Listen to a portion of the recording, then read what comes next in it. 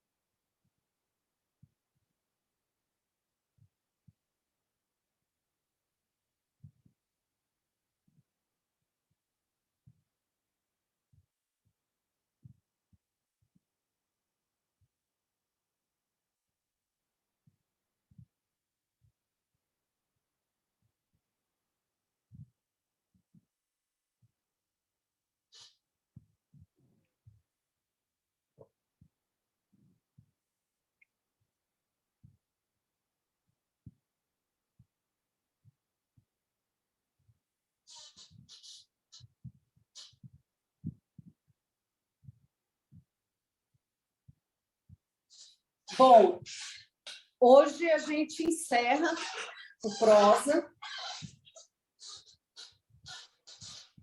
e só tenho a agradecer a participação efetiva de vocês e a participação nos questionários, fazendo sempre avaliação para nos ajudar, nos dando retorno para que a gente possa fazer um café mais interessante a cada ano. Com prazer, convido vocês agora para o nosso momento artístico. Hoje a gente vai assistir um vídeo da professora Mônica, Niolá dos Anjos e a Cheia de Corumbá, de Bernardo Ellis. Fih, faz um zóio de boi lá fora para nós. O menino saiu do rancho com um bacheiro na cabeça e no terreiro, debaixo de uma chuva miúda e continuada, e ficou o calcanhar na lama. Isso era simpatia para fazer estiar. A véia foi até a porta e lançou a vista para todo lado. Só havia água. Vixe, a véia voltou para dentro, arrastando-se pelo chão, feito um cachorro. Cadela. Era entrevada, coitada. Havia 20 anos, apanhava um ar de estupor. E desde então, nunca mais a véia andou. O Clemente, filho da véia, entrou. Estava ensopadinho da Silva. Dependurou numa forquilha a caroça.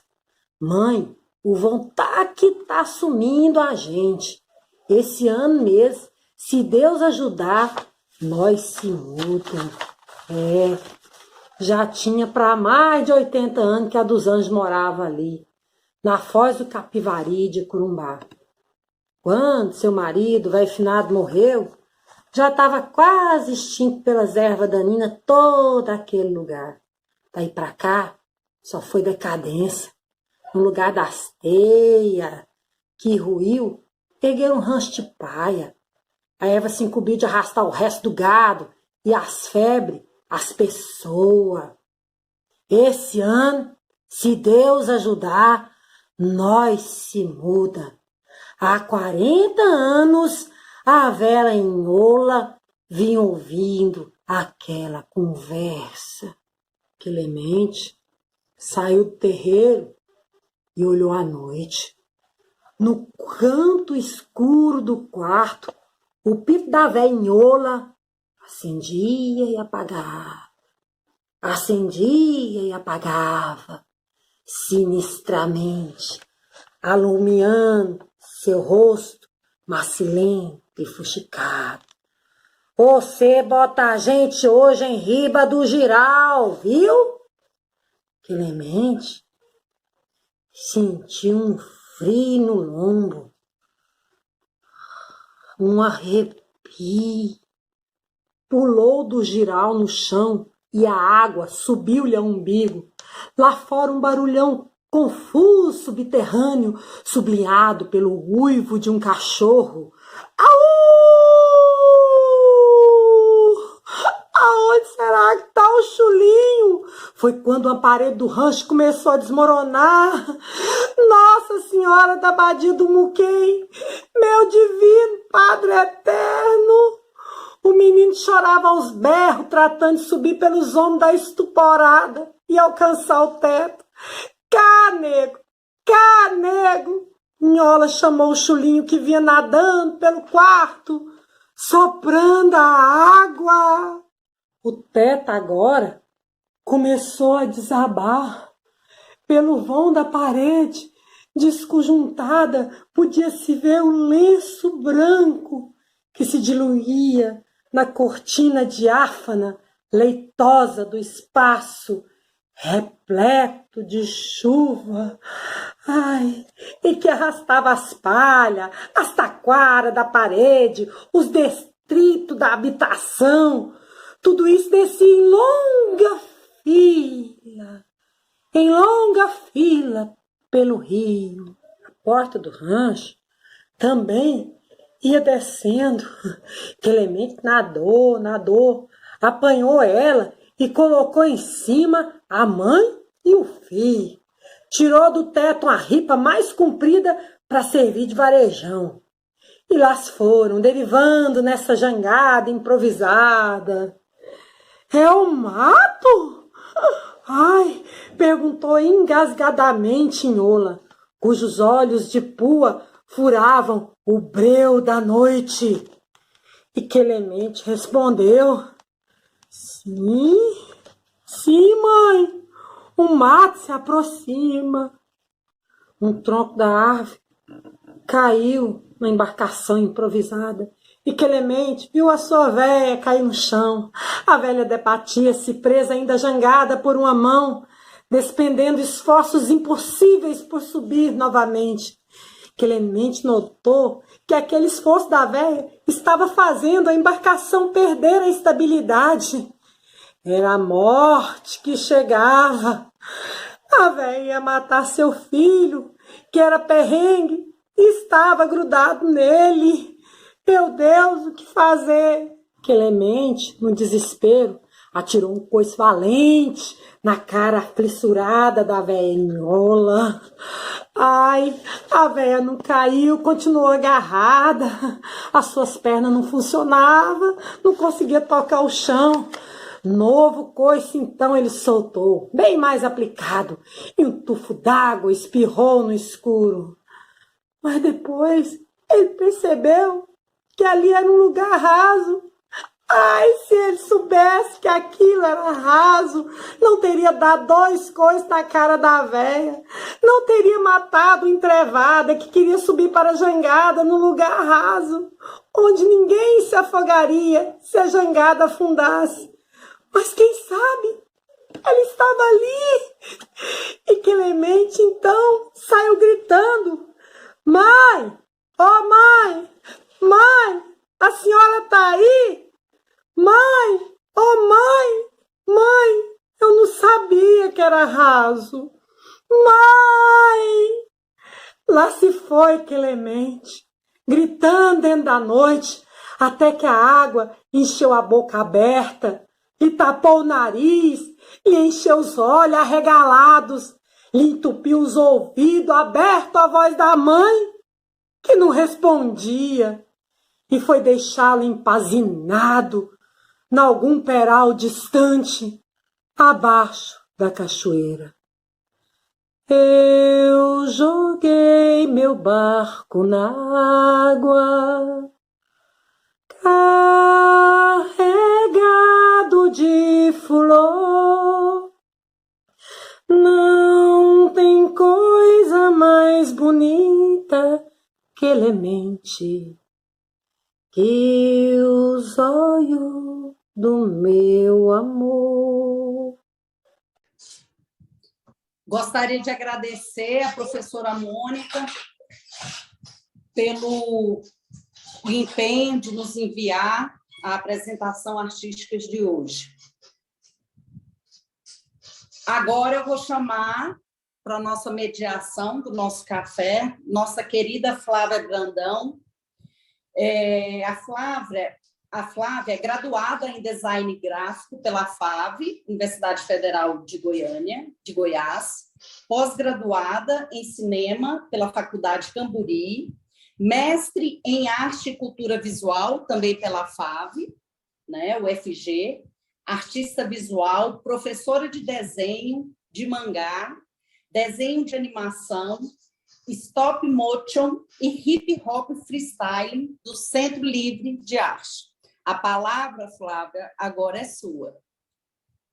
Olá, bom dia a todos. Estou aqui para apresentar o professor Gazi Andraus, pós-doutorando pela pós-graduação da FAV também, UFG, doutor em Ciências da Comunicação,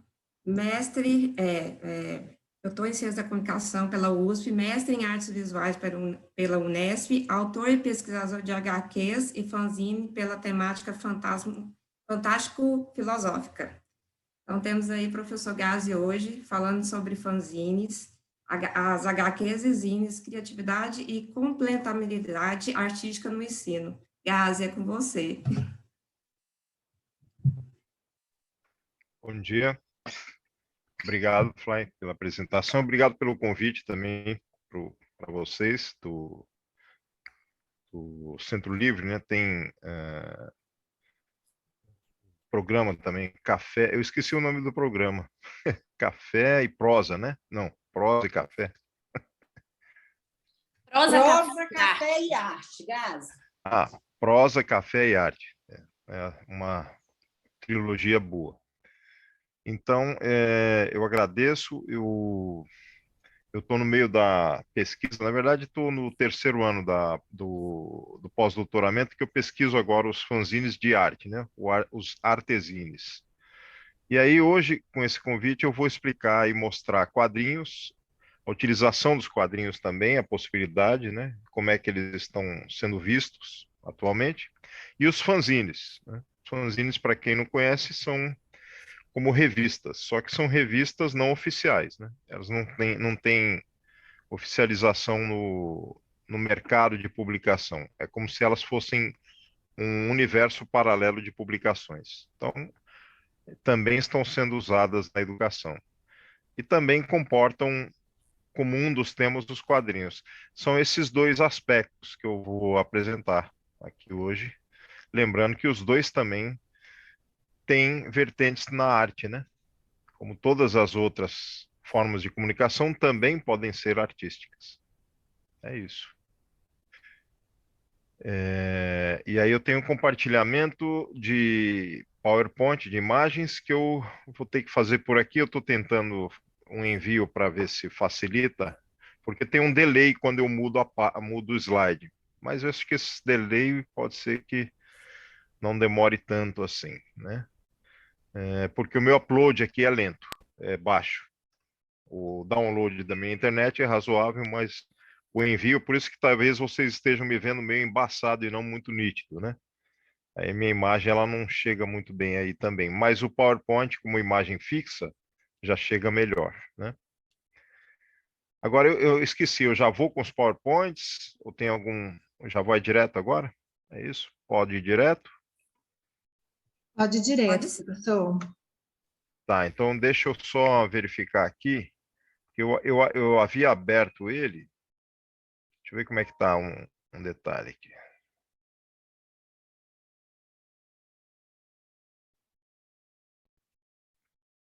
Eu tenho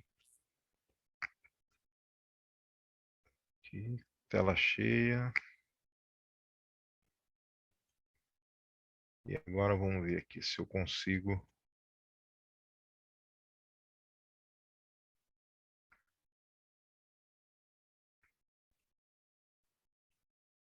Aí vocês vão me dizer qual vai ser a imagem. A imagem é a abertura, é o primeiro slide. Vamos ver se ele aparece. Bom,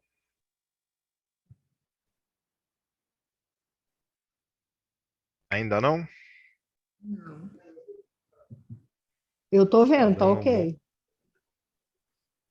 Ah, Tá tem ok. gente tem gente que já está vendo, né?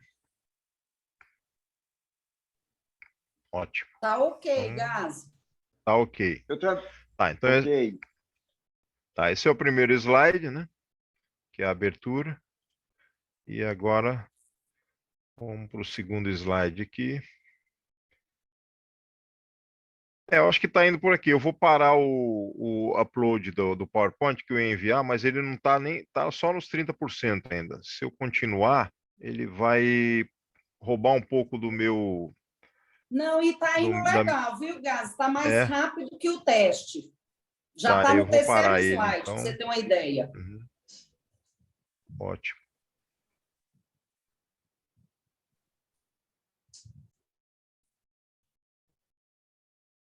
Pronto. Então vamos lá. Então vocês estão vendo o slide com o mapa, né? Isso. É um histórico rápido para eu poder, eu ilustro por que que eu trabalho com essas artes, né? Por causa da influência do meu desenvolvimento desde a criança, já que tem a ver com educação, né? Meus pais vieram do Líbano e eu nasci em Tuiutaba, Triângulo Mineiro. E aí eu fiz uma inserção de imagens aí. Esse bebezinho à esquerda não sou eu, é um trecho do filme do 2001, Uma Odisseia no Espaço, né? E, enfim, vieram de navio e eu nasci. Minha mãe veio, inclusive, grávida. Eu vim de navio, mas sem ver nada, porque eu estava no útero dela, né? Eu brinco que eu vim vendo, eu vim a ver navios, né? No útero dela.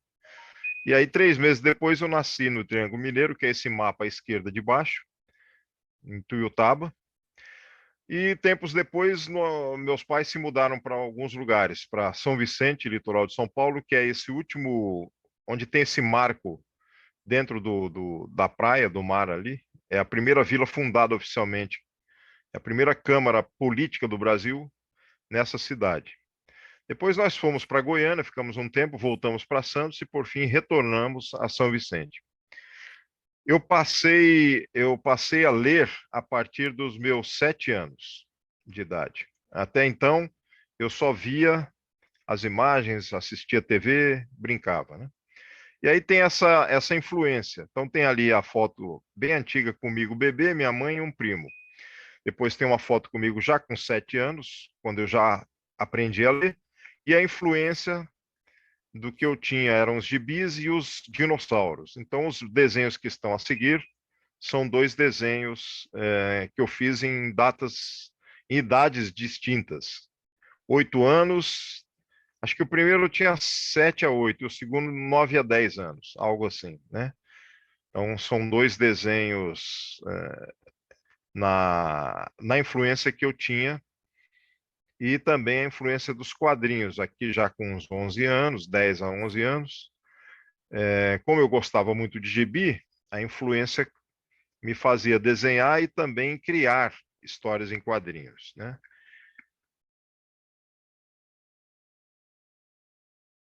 Essa influência se estendeu lá para os 12 anos em diante, 11, 12 em diante, o início da adolescência. Eu passei a ler outros gibis, não só os gibis, e alguns deles eu vou mostrar daqui a pouco, não só os gibis infantis, mas também os gibis juvenis, para adolescentes, que são os de super-heróis, e passei a misturar desenhos de dinossauros com desenhos de super-heróis, né? No meu desenvolvimento no desenho. A influência dos dinossauros e dos gibis foi grande para que eu gostasse de desenhar, né? E aí eu fui desenhando até os meus 15, 16 anos, quando eu fui parando de desenhar praticamente super-heróis e quase tudo mais. Mas parando de desenhar até depois ingressar na faculdade, né? Quando eu ingressei na faculdade, eu retomei os desenhos lá para os 18, 19 anos. Na verdade, eu comecei a Faculdade de Artes Visuais na UFG quando era na praça universitária. Depois de 1 ano e meio de curso, eu acabei voltando a São Paulo e reiniciando o curso em outra faculdade por causa das greves as greves incessantes que haviam no final da década de 80 no Brasil, do professorado por causa do baixo salário, né? Então, eu retornei a Goiás, de Goiás para o estado de São Paulo, e ali retomei os desenhos também com uma nova perspectiva de quadrinhos, que é um exemplo está aí essas duas imagens. Mas eu quis dar esse retrospecto rápido para poder explanar para vocês e mostrar a importância que são os quadrinhos para o desenvolvimento de uma pessoa, né? Desenvolvimento intelectual e o imaginativo, né? Os quadrinhos, eles vieram como quaisquer outras expressões artísticas. Então, nós temos os quadrinhos... na verdade, eles derivam do início dos desenhos, que eram as pinturas rupestres, né? Se a gente for pensar. Tudo deriva dali, né? Nas artes gráficas, principalmente.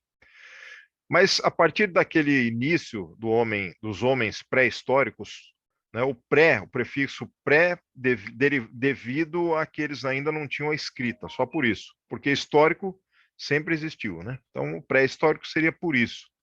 E aí, a partir do desenvolvimento desses esboços, não, dessas tentativas gráficas iniciais nas cavernas, eles foram também desenvolvendo, além dos gestos, dos sons culturais, das falas, a seguir as falas, eles foram desenvolvendo o início das escritas, que eram os grafes, os pictogramas, os ideogramas e os fonemas.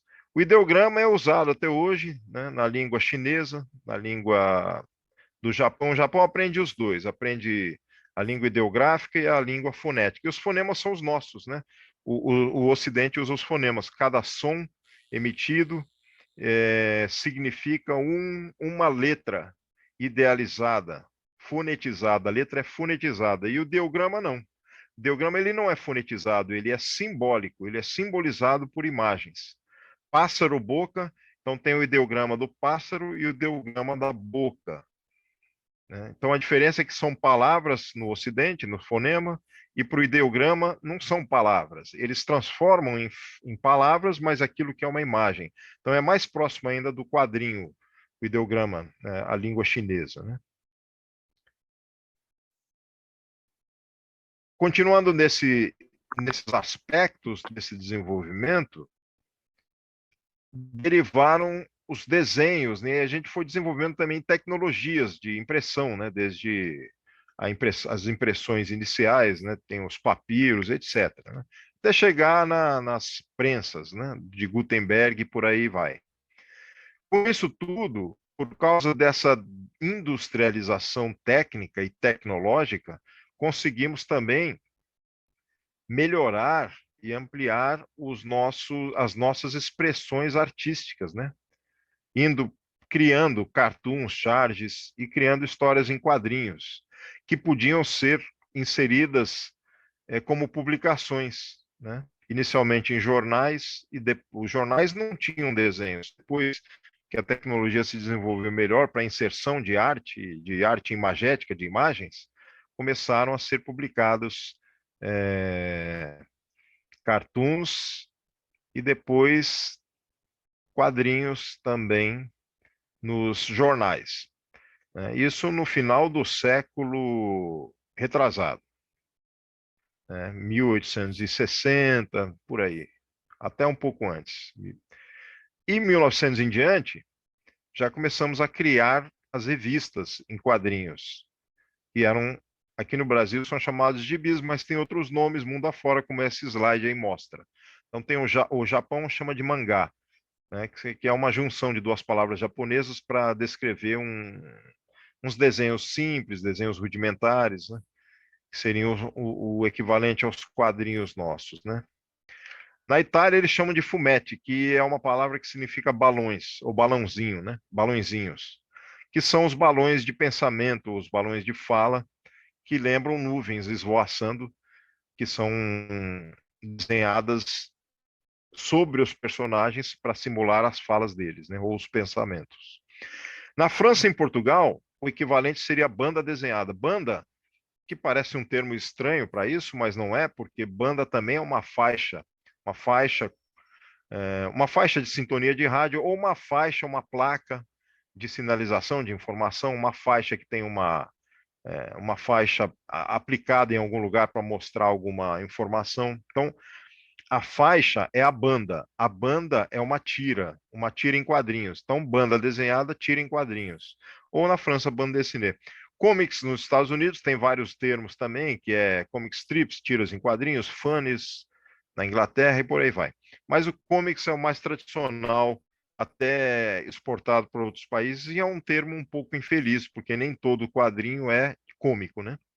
Mas eles deram esse nome porque os iniciais eram tiras em quadrinhos cômicas, de humor social, de humor crítico, inclusive principalmente social nos jornais. Historieta na América Latina, que, que usa a língua espanhola, né? TBO na Espanha também. Na Espanha, TBO é equivalente ao nosso gibi, a nossa palavra gibi, que depois eu dou uma explicada rápida.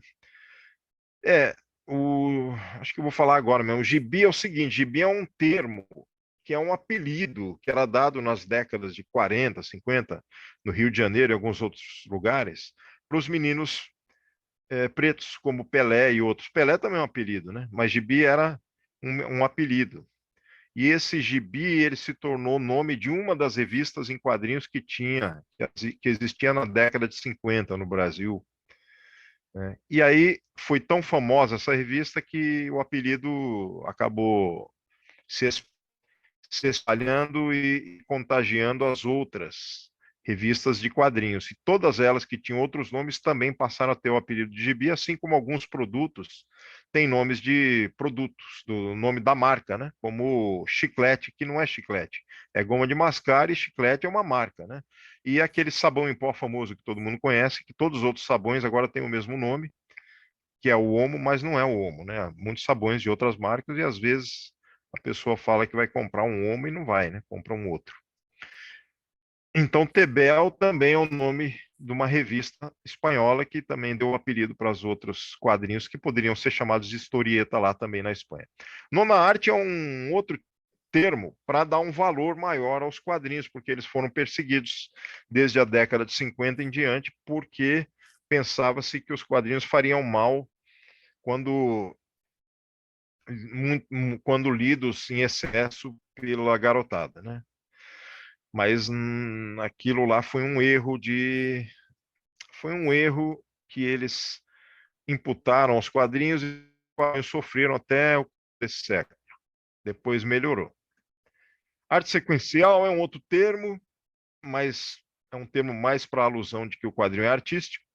Literatura da imagem nem mais é usado, mas é um termo que era utilizado na Europa pelos pesquisadores de quadrinhos. E graphic novel é para dar um status maior nos quadrinhos norte-americanos, num formato maior, formato mais, mais colecionável e não descartável como as revistas simples de linha, né? Mas esse termo aí, ele surgiu nos Estados Unidos, mas a graphic novel já surgiu bem antes do que o próprio termo, tanto na Europa também. Os quadrinhos podem ser comerciais, industriais, como o cinema também é, por exemplo, mas podem ser autorais, como também no cinema alguns diretores são mais autorais que outros, e na literatura, né? Quando você lê um autor e você vai comprar os livros por causa daquele autor, também existe essa vertente nos quadrinhos. Então, os comerciais são feitos por uma equipe grande, um roteiriza, outro desenha, outro arte finaliza, outro põe cor, outro, e por aí vai. E os autorais não, é um autor ou dois no máximo que fazem. Então tem uma autoralidade mais incisiva. Os quadrinhos podem ser só para criança, só para o jovem, só para o adulto, ou podem abordar temas que sejam pertinentes aos três ao mesmo tempo, né? O Asterix é um exemplo disso, por exemplo. Gêneros narrativos, como quaisquer outras obras ou expressões artísticas, cinema, literatura, tem ficcional, biográfico, de aventura, filosófico, etc. No quadrinho também existem esses gêneros diversos. E então é uma forma de linguagem artística como qualquer outra, né? Os quadrinhos podem ser publicados em revistas, em graphic novels, em álbuns, em PDFs, em internet e também em fanzines, que é o que nós vamos ver também depois, né? Aqui tem uma imagem pequena do Gibi, que é uma das revistas que foi lançada, essa na versão da década de 70. No logotipo Gibi tem um menininho preto se segurando na letra G. Esse era o símbolo do Gibi dessa revista na época, e que deu o apelido para os gibis em geral, né? Então eu dei uma explicação básica da onde vieram, da onde não, da onde veio o desenvolvimento dos gibis, né? Assim, veio da possibilidade e da necessidade da expressão artística humana, né? Como desenvolvimento a partir do desenho mesmo, né? E hoje em dia eles fazem parte, né, da área da comunicação geral humana, da artística e até da educação, que é o que eu intento mostrar aqui para nós. E também os fanzines. Então, vamos vendo algumas imagens só para vocês perceberem essa pluralidade cultural, essa diversidade artística que tem nos quadrinhos, porque são feitos também por pessoas que moram em vários países distintos, e aí cada pessoa tem as suas idiosincrasias pertinentes ao seu país, e também pode trazer nos quadrinhos a sua leitura cultural, crítica da sua área, do seu métier, ampliando o reconhecimento, ampliando a inteligência e a criatividade de quem lê, porque vai conhecer indícios, culturas diferentes através dos quadrinhos, né? Aqui tem o tradicional Horácio, que é do Maurício de Souza Produções, que é uma indústria de quadrinhos, né, com vários autores. Mas o Horácio é o único que o Maurício fazia e sempre fez. Ele não está fazendo mais, mas é o único, porque os outros personagens são feitos por equipes, desde há muito tempo até agora, né? Sob supervisão do Maurício, mas o Horácio não. Então, vocês têm aqui o Horácio é um pouco mais filosófico, até por essa natureza, né? De ser mais autoral. Aqui tem a brincadeira do crítica, né, que ele faz nesse quadrinho, em que um dinossauro vem dialogar com o outro, dizendo que a verdade é uma, o outro diz que é outra, até que os balões se miscuem, se misturam, e o Horácio, que é verde, diz que tal essa outra possibilidade, né? Então, a verdade é azul, o outro diz que é amarela, e o Horácio diz que tal verde. Quer dizer, há verdades, há possibilidades, não é só um lado que existe, são vários, né? O quadrinho ele serve também, e ele serviu como possibilidade de manutenção da paz, né? É interessante porque quando duas nações, ou por exemplo, uma nação que entra num território desconhecido e passa a reconhecer nativos daquela região e eles não falam a mesma língua, o que aconteceu na Tasmânia com os colonizadores ingleses, eles puderam firmar um contrato visual narrativo em sequência, que é uma história em quadrinhos, entre eles e os nativos, dizendo assim: a gente se cumprimenta, mas se um nativo matar um homem branco, ele vai ser enforcado como punição. Se um homem branco matar um nativo, o homem branco vai ser punido também com a forca. Ou seja, estipulou-se um contrato visual para que eles soubessem, os dois, tanto os colonizadores brancos como os nativos, que ambos teriam que viver pacificamente, porque se um impingisse mal ao outro, ele seria punido. E aí esse contrato existiu, né? Então é interessante saber que o quadrinho ele faz parte dessa comunicação em que, quando não se sabe a língua, a imagem e o desenho dos quadrinhos podem suprir, né, e trazer um entendimento maior e necessário. E aí tem uma sequência de 6 quadros pintados a óleo do Francisco Goya, que era um pintor muito famoso na Espanha, e ele chegou a fazer quadrinhos, mas lógico que ninguém, não se coloca essa qualidade artística para os artistas de antigamente, né? O que se coloca é que eles faziam quadros e pinturas, gravuras, etc. Então ele narra aqui um fato jornalístico, não havia jornal na época, nem máquina fotográfica, e ele resolveu pintar 6 sequências em que um padre desarma um bandido, né? E isso se tornou um fato conhecido na época e ele quis, por algum motivo, pintar esses quadros, né, em sequência, que são histórias é uma história em quadrinhos, né, de certa maneira. E aí as primeiras revistas que saíram no planeta, desde 1920, do Japão, na Europa, nos Estados Unidos e no Brasil. O Brasil foi pioneiro também. Em 1905, ele criou a revista Tico Tico. Essa revista trazia quadrinhos, passatempos,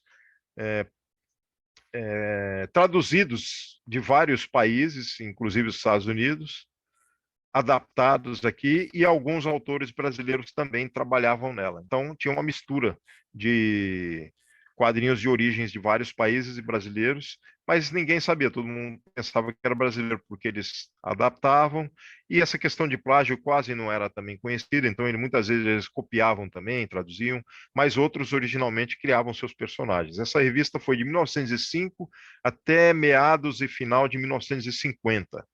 E ela era famosa na época por ser em formato grande e também por ter sido muito lida pelas crianças brasileiras, né? E muitas delas se formaram e deram conhecimento de que liam essa revista na infância, como Rui Barbosa, por exemplo. E os quadrinhos foram se desenvolvendo, né? Desde então, o século retrasado, quando em 1800 e alguma coisa começaram a se desenvolver cada vez mais quadrinhos, né? Cartoons, charts em jornais, aos poucos, né? Até chegarem em revistas que foram publicadas a partir do século 20, né? 1900 e alguma coisa. 1905 também, alguns quadrinhos apareceram de vanguarda, como esse Little Nemo, do Winsor McCay, que era também um pioneiro da área da animação, do desenho animado. O Winsor McCay, ele fazia desenhos e quadrinhos em páginas dominicais, porque antes de saírem as revistas, saíam também suplementos nos domingos, nos jornais dos Estados Unidos, da Europa e do Brasil, né? Eu era garoto, eu lembro que no domingo algum freguês lá, meu pai teve um bar e restaurante, vinha um freguês, outro, ele me entregava o suplemento de sábado, né? Saía sábado e domingo, se eu não me engano. E de presente, porque tinha muitos quadrinhos neles, né? E aí esses suplementos traziam os quadrinhos iniciais de vanguarda, como esse aí, que é o Little Nemo, que é um menino que sempre sonhava. E ao acordar do sonho, o último quadrinho era sempre ele caído na cama ou tendo alguma reação que tinha a ver com o sonho que ele teve. Só que esses desenhos do Winsor eram desenhos que lembravam um pouco o estilo da Art Nouveau, Art Deco, mas também eram desenhos de vanguarda, porque os quadrinhos e os desenhos dele já eram mais desenvolvidos do que os de seus contemporâneos, isso desde 1905. E aqui está um pouco mais sobre a importância da imagem e a importância do dialogismo, do diálogo da imagem e do texto. Nem todo quadrinho precisa de texto fonético, né, como vocês mesmo viram lá no contrato da Tasmânia, né? Mas, quando você associa o desenho com o texto, pode amplificar isso e ajudar na sua inteligência e no desenvolvimento da inteligência, tanto na leitura de texto, como também no quadrinho, né? Na imagem, na leitura e no reconhecimento do estilo e do desenho. Aqui vocês veem um barco, né? 2 pessoas pescando, ou uma pescando, né? Mas vocês não sabem o que está acontecendo, né? E aqui tem um diálogo que eles estão falando. Eu separei só para ter essa noção da importância de que o texto complementa o desenho e o desenho complementa o texto. Diz assim: hoje não é dia de perder, mas de ganhar tempo. E nós já perdemos 1 hora. E o outro diz: nós perdemos mais de 1 hora. Eu perdi todo o seu relógio. Agora a gente vai entender o que a mensagem diz nesse cartoon. Ela diz que um deles está pescando, mas que já faz tempo que ele pesca e nada acontece, enquanto que o outro diz que o relógio dele afundou. E a gente percebe isso pela água, né? Então, onde cai a linha da vara de pescar de um, a gente vê os desenhos da água, né? Dos movimentos da água. E do lado do outro rapaz, a gente vê os movimentos da água e algo que acabou de afundar, né? E aí a gente entende o que aconteceu. Então, só pela imagem a gente não saberia que houve ali um fato engraçado, que é o relógio que afundou. Só pelo texto a gente não saberia onde eles estavam, onde eles estão. Agora, com os dois juntos, texto e imagem, a gente ganha essa compreensão amplificada, e o texto é lido pelo nosso cérebro fonético, né, a área que lê, que lê os sinais, os símbolos fonéticos, né, que são as letras e as palavras, e a área que lê os desenhos, e tudo isso trabalha junto no nosso cérebro, e a gente vai se tornando cada vez mais inteligente e percebendo melhor a importância dos dois itens juntos, né?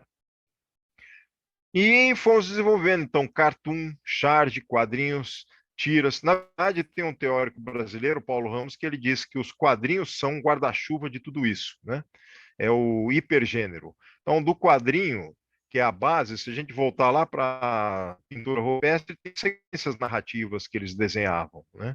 Que lembram os quadrinhos, né? Então, derivam desse hipergênero das histórias em quadrinhos, que é uma característica, uma expressão artística universal, os cartoons, por exemplo, que são desenhos únicos, de humor universal, como esse primeiro de cima, que tem um indiano tocando uma flauta para, enfim, para chamar a atenção dos turistas, e o filho dele que também faz o mesmo, enquanto a cobra, a serpente que ele treinou, afana as carteiras dos turistas. Então, esse humor universal, universal no sentido de que todo mundo percebe as roupas das pessoas, sabe que eles são artistas. A máquina de fotografar não é mais essa, são celulares atualmente, mas a gente sabe que muda praticamente isso nos turistas, e a questão de afanar, de roubo, continua tendo no mundo todo. Então, é um fato histórico e universal, e não ele é atemporal, né? Sempre existiu e sempre vai existir, pelo jeito. Já a charge, não. A charge é um desenho crítico e de humor, tem uma situação política junto, geralmente. Essa charge de baixo, a gente até pode saber que se refere ao Cunha, né? Ao Eduardo Cunha, mas a gente não sabe mais qual é a situação que aconteceu.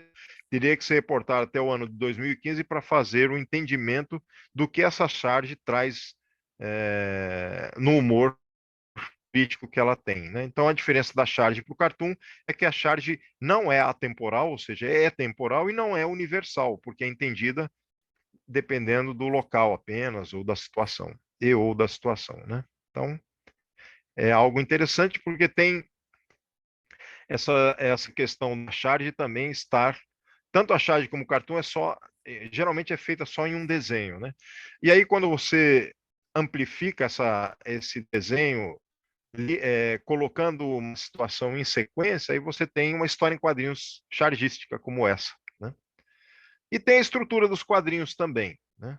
A estrutura é bem rica, é como o cinema, né? Ela tem câmera, campo, contracampo, plano, câmera alta, câmera baixa, né? E tem aspectos também que apenas dois quadrinhos fazem a gente refletir bastante, como esse quadrinho do Quino, que é o autor já falecido da Mafalda, né?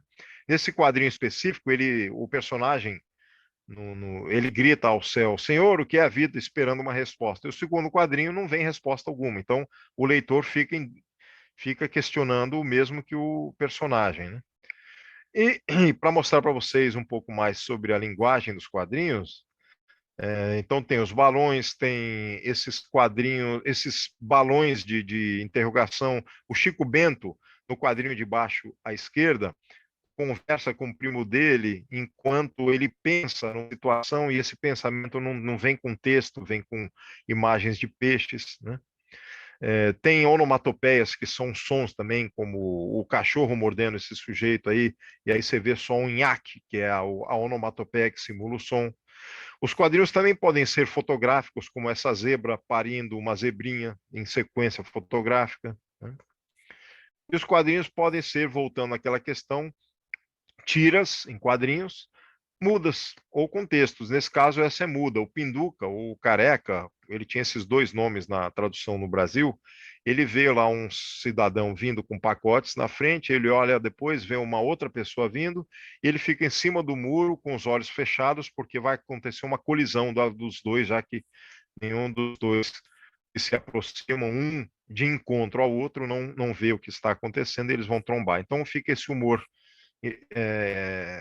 sem o texto para vocês verem essa possibilidade. Aqui tem um outro humor com texto, já aqui é um argentino, que é o Linier, o anterior é um inglês. É um norte-americano o autor, ou inglês, eu não me lembro agora, eu acho que ele é em inglês, mas não tenho certeza. Esse aqui é argentino, é o Linier, e ele brinca também com os personagens e com a metalinguagem, né? Então, o quadrinho saindo do quadrinho, ou o personagem interagindo com o ser humano, né? Ou aquela, acho que é da quarta parede, né, do Brecht no teatro. Eu não conheço muito teatro, mas sei que o teatro do Brecht era para quebrar essa inconsciência de quem está vendo o teatro, para que ele perceba que aquilo também é um teatro. E aí tem nos quadrinhos isso, né? Essa possibilidade, os pinguins aqui dialogando. Você viu que, embora ao ar livre sempre estamos entre estas paredes, você tem razão. Aí ele bate na parede, que é o quadrinho, é a divisão do quadrinho. E o outro pergunta, o que haverá do outro lado? Um deles consegue pôr a cara lá da divisão e ver eles mesmos do outro lado. E aí eles dialogam no último quadrinho. Como pode ser? Somos nós, compreende? Nós. O que significa tudo isso? O quê? Eles entram em desespero, porque eles entenderam que ali, nesse universo, eles veem a eles mesmos, né? Então, é uma metalinguagem isso aqui. E aí tem as outras possibilidades mais ousadas, como esse quadrinho do brasileiro, do Antônio Eder, em que ele faz um quadrinho que é um palíndromo. O palíndromo você lê de trás para frente a mesma palavra, né? Asa, de trás para frente, é asa. O namoro romano, se vocês lerem o título desse quadrinho, o namoro romano, de trás para frente, também é a mesma coisa. E se vocês visualizarem a sequência de quadrinhos até o final, e se voltarem do final para o começo, é a mesma sequência. Ele se... o romano, ele tenta cantar uma garota, depois vem a esposa dele brigando, que ele tem filhos, e ela vai embora, e ele faz isso de novo. E vice-versa, né? Se voltar do quadrinho do último para o começo, é a mesma coisa. Quadrinhos também com um âmbito ecológico, né? E também uma possibilidade diferente de narrativa, que não é só a sequência linear. Esse tem uma sequência espiral. Se você vier da fábrica, do lado esquerdo, e seguir a seta indo pela lateral por cima, você vê que choveu, a vaca come a grama, o capim. O cidadão está comendo essa comida que passou por ciclos desde a fábrica que poluiu o rio se transformou em chuva, a vaca comeu o capim, que dessa chuva nasceu o capim, e esse capim vem também com alguma coisa que está vindo lá da indústria, da poluição, e esse cidadão que comeu isso passou mal, e aí ele pode vir a morrer dependendo da poluição, né? E dependendo da toxicidade do alimento proveniente dessa indústria. Então, aí tem um quadrinho crítico com relação à questão do meio ambiente e da poluição, né? Outras possibilidades são os quadrinhos serem lidos em vários... os tem quadrinhos alguém com o microfone aberto interferindo.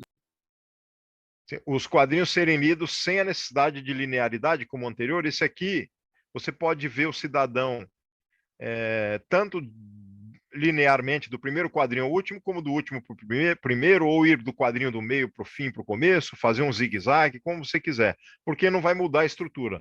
O conceito dessa história em quadrinhos é mostrar um cidadão que não se move e fica parado o tempo todo, né?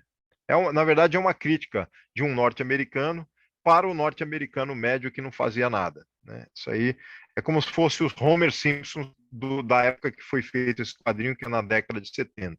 Homer Simpson veio depois e também é uma crítica ao cidadão norte-americano, feito por um também norte-americano, que é o Matt Groening, que é um autor de quadrinhos e também autor dos desenhos dos Simpsons.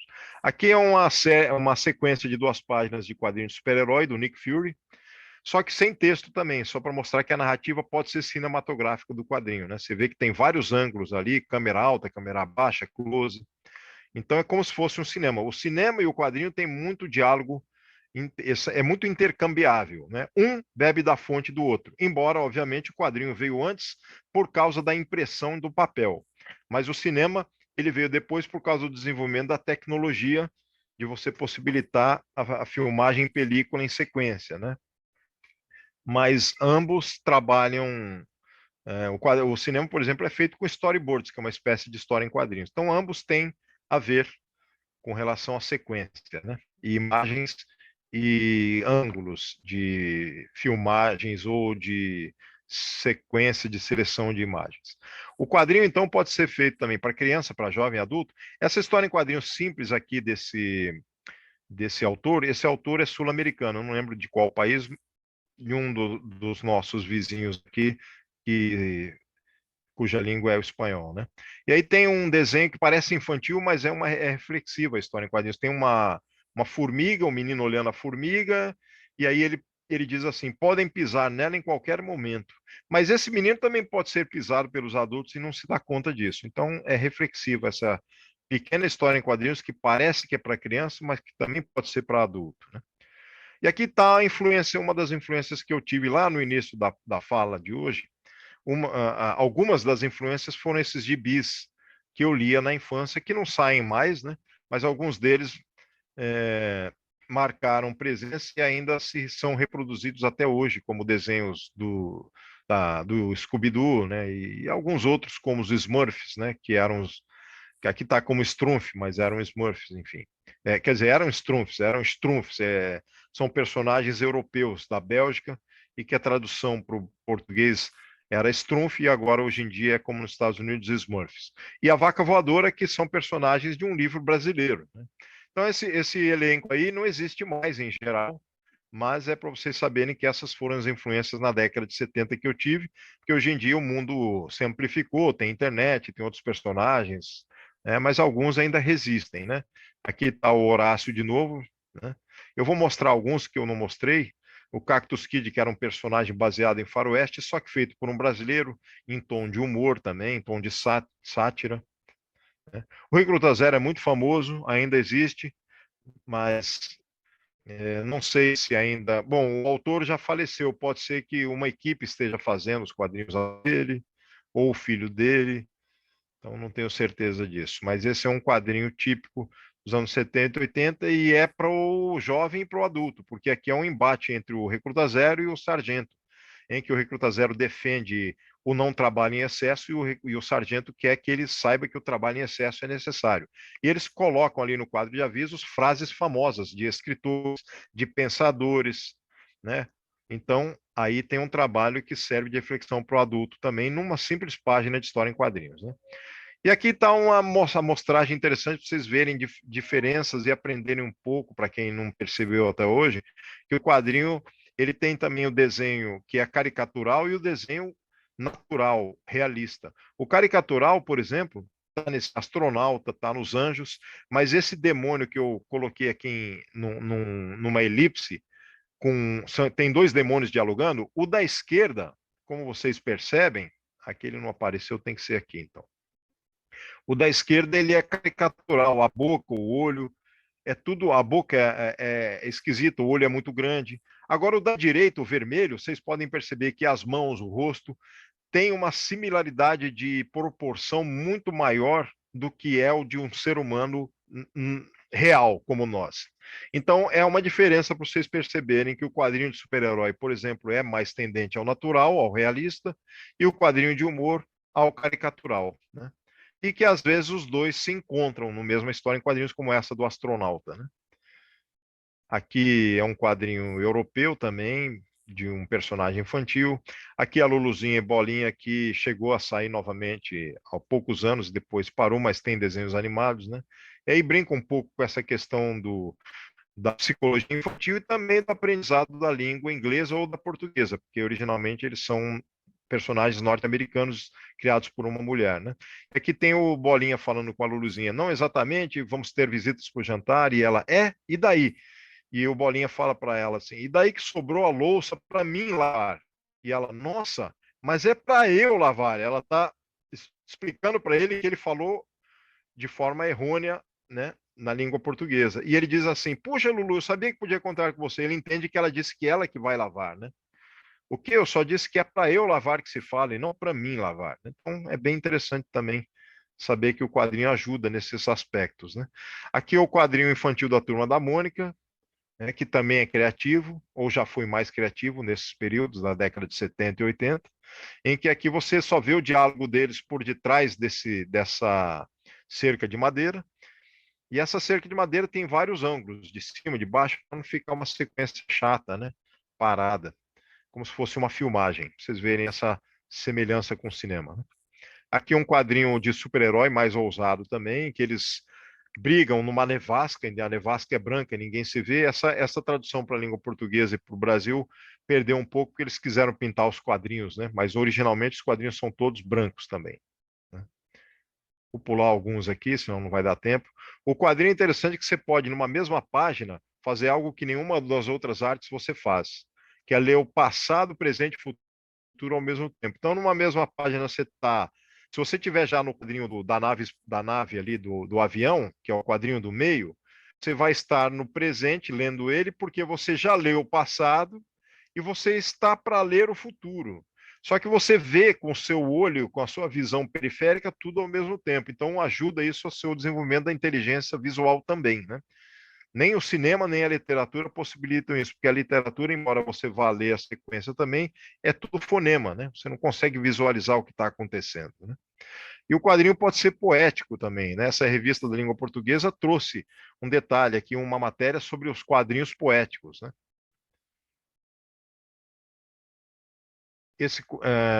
Alguns não estão abrindo direito aqui, tem uns quadrinhos poéticos aqui que eu queria ler com vocês e não estou conseguindo fazer leitura, mas eu vou pular, o que der a gente lê, não faz mal.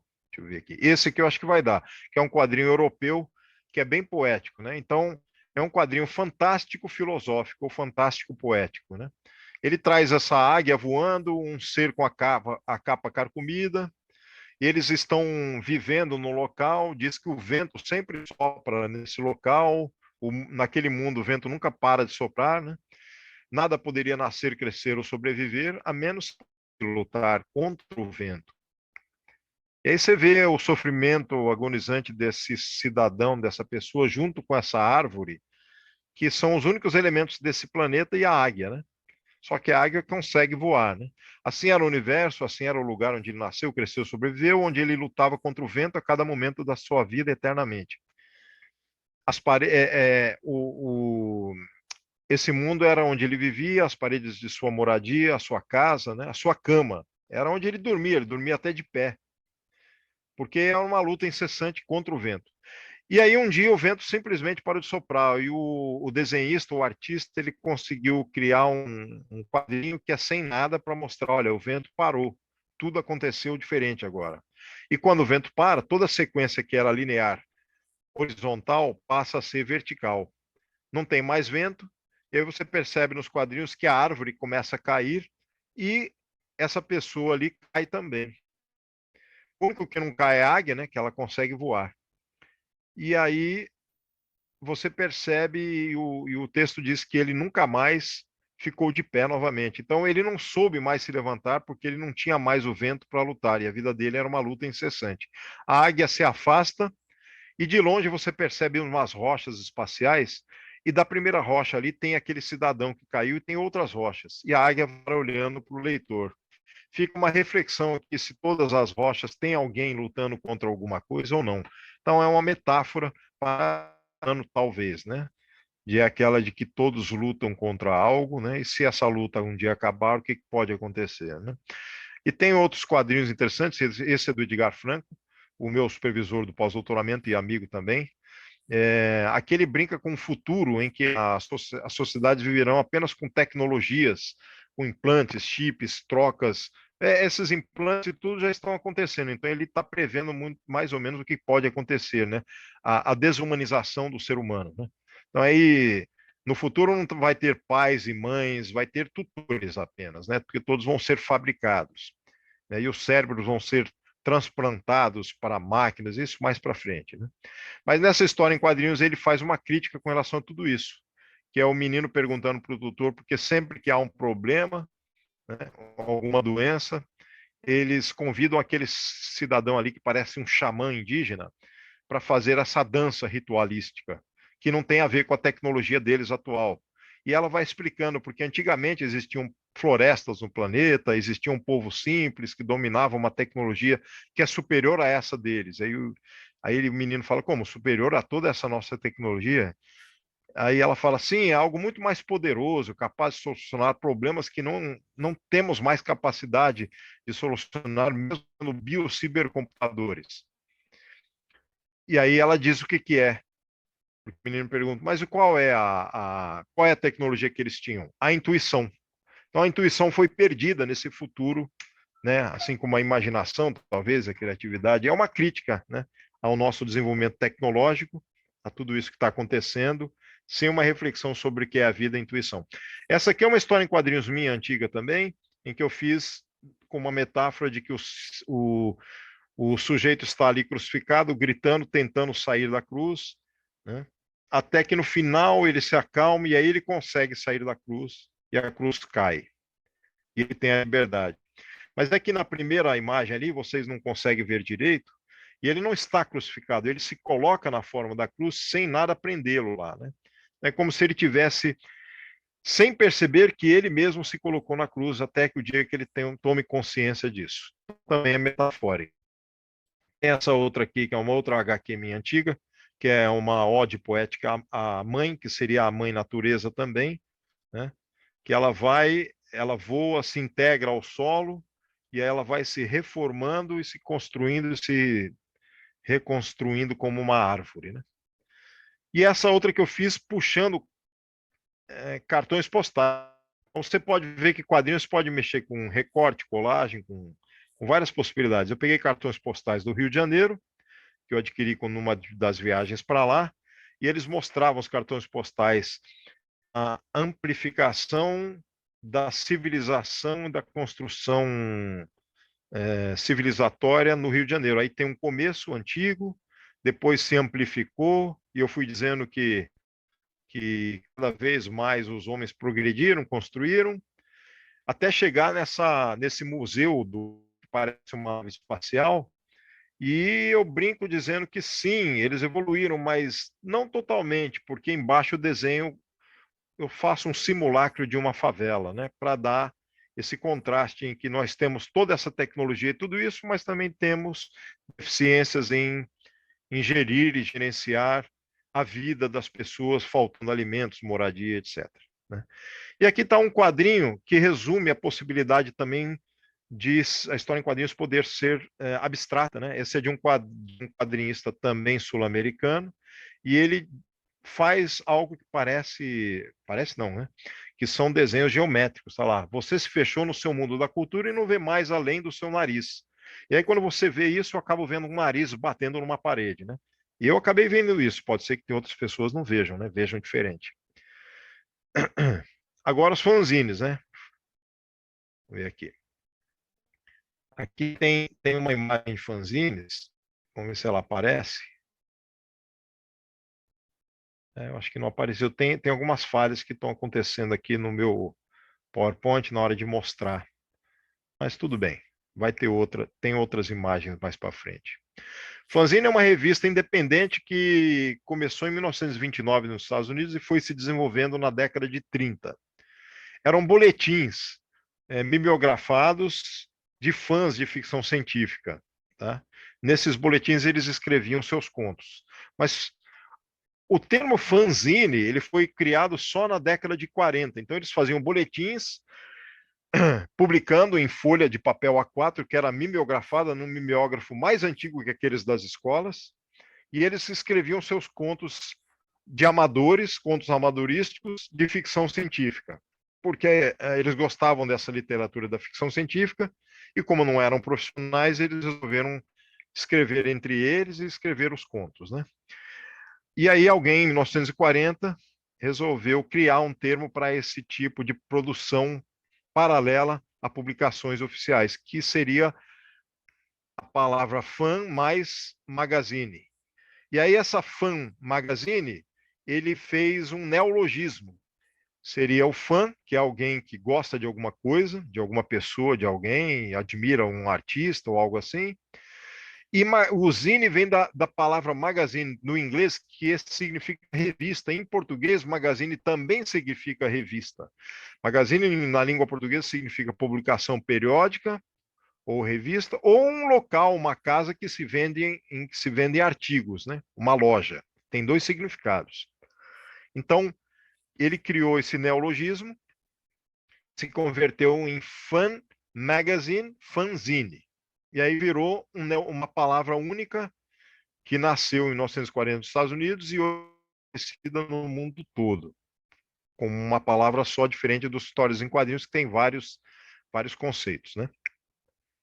Então, qual a importância também? Bom, então são boletins, né, os fanzines de clubes de fãs ou publicações de indivíduos que têm gosto ou voltados à divulgação de determinada expressão artística, ou um hobby, e veículos amadores, sem fins lucrativos, que trocam ideias, investigação ou promoção de um objeto de culto, né? Então, fanzines são produtos culturais, acima de tudo, contraculturais, no sentido de estarem à parte desse nosso sistema oficial comercial estabelecido. Os fanzines são chamados de tópicos. O termo paratópico é como se fosse paralelo. Para de paralelo, né, de que está em lado, ao lado de, e tópicos de topos, que é de lugar. Ele tem o seu lugar em paralelo ao outro lugar. Se vocês forem numa livraria, vocês vão ver livros, revistas oficiais, mas não vão ver fanzines, porque esses fanzines estão em paralelo a isso. Eles são paratópicos a isso, porque não são oficiais, né? E aí eu faço uma distinção, uma divisão de 5 momentos dos fanzines até agora, em que eu narro isso na minha explanação aqui, que são o espírito fanzineiro, o histórico do espírito fanzineiro, os temas e os tipos de fanzines, os locais onde tem fanzines, como fanzinotecas e espaços e exposições, e o fanzine na educação e também os fanzines como arte. Eu vou fazer uma troca durante o desenvolvimento aqui da minha explanação, em que vão vir os fanzines como arte e no fim vão vir os fanzines na educação. Então, aqui, primeiro, o histórico, um histórico sucinto, né? Os fanzines começaram na década de 30, especificamente em 1929, mas eu volto lá para Roma, onde tinham as actas diurnas, e os imperadores e Roma oficialmente colocava essas informações para os públicos nessas actas diurnas que eram como se fossem o início do jornal ou da revista. Depois a população começou a fazer as suas próprias actas diurnas com informações populares e não só oficiais do governo do reinado, do Império, né, romano. Na Idade Média eu lembro dos bardos, dos trovadores, dos menestréis que cantavam, né? Só que eles cantavam e também criticavam o reino, né? Os reis. E alguns deles eram até punidos com prisões ou exilados, expulsos, né? Ou até tinham cerceado suas liberdades criativas. Eles não eram fanzineiros, tá? Mas o espírito fanzineiro tem a ver com essa possibilidade de divulgar coisas, informações, assuntos populares e críticos, sem cerceamento de liberdade, né? E aí, no Renascimento, aconteceu algo interessante, porque as viagens intercontinentais trouxeram cartas de quem vinha, por exemplo, para a América, para esse novo continente, né, que ninguém conhecia. E as pessoas que voltavam para o velho continente levavam as cartas de pessoas que escreviam aqui as cartas para que todos soubessem o que tinha aqui. E essas cartas eram copiadas, lidas em público, era como se fossem as novelas também, recitadas, só que também tinha a ver um pouco com jornal, com revista e com fanzine, porque elas podiam ser copiadas e lidas em público assim, trazendo essas informações gratuitamente para todos, né? E tinha o William Blake no século XVIII, que era um pintor e gravador e poeta, que fazia suas gravuras, suas pinturas, unia tudo em um livro que ele mesmo criava esse livro. Ele não era o primeiro fanzineiro, mas eu coloco ele como primeiro fanzineiro nesse espírito do do it yourself. Ele fazia tudo por si mesmo, né? Ele era seu autor e seu editor e seu montador do livro, né? Então tem algo a ver com fanzine nesse sentido. E agora sim, oficialmente, o fanzine de 1929 e 30 está aqui, ó. The Comet, à esquerda, que é o primeiro fanzine, mimeografado, com um mimeógrafo bem antigo, e o da direita, que já é da década de 40. Então, ele atravessou décadas, né? Então, os fanzines foram criados com esse aludindo à ficção científica, né?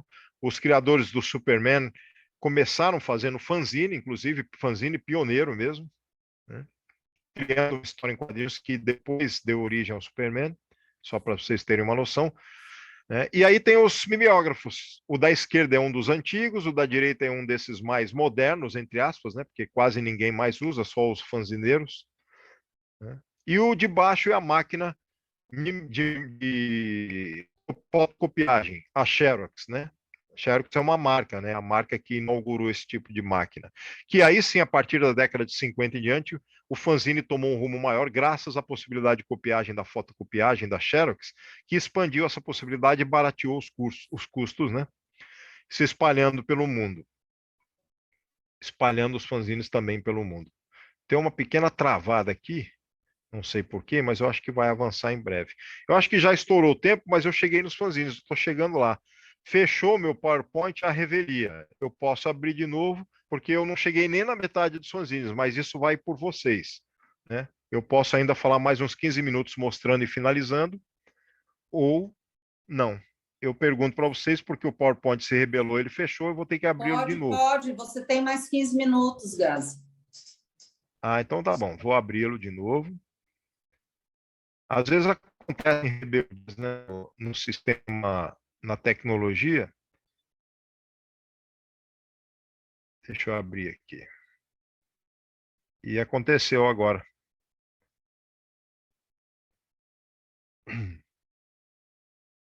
Pronto. Deixa eu ver se eu consigo aqui de novo. Fique tranquilo que você está em casa.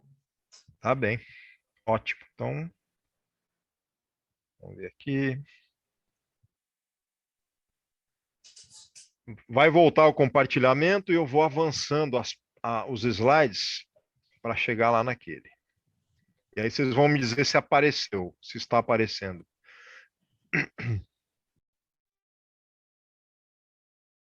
Apareceu alguma coisa já? Apareceu o primeiro slide.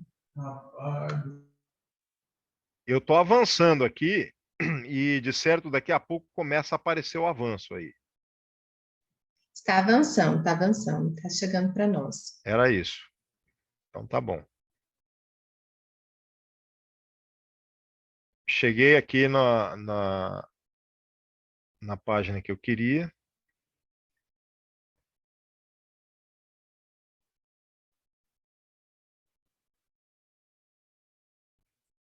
Fechou de novo, gente.